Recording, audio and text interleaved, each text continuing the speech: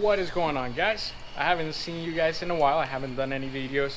Been really busy since I moved to Orlando. Now sometimes work on weekends, but not too long ago I was at the 4-wheel parts event in Orlando at the convention center, and I was with the HornBlasters.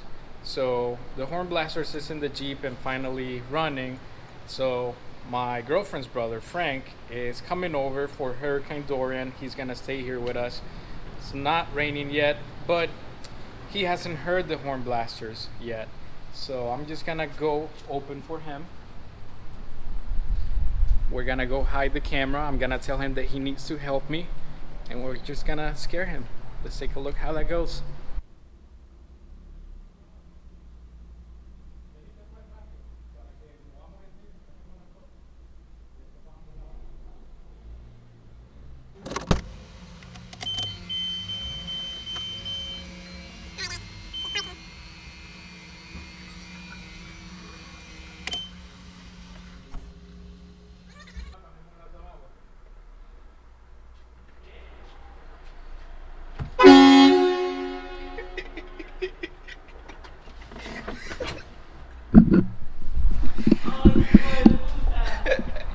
Oh, that was funny. All right, guys. See you later.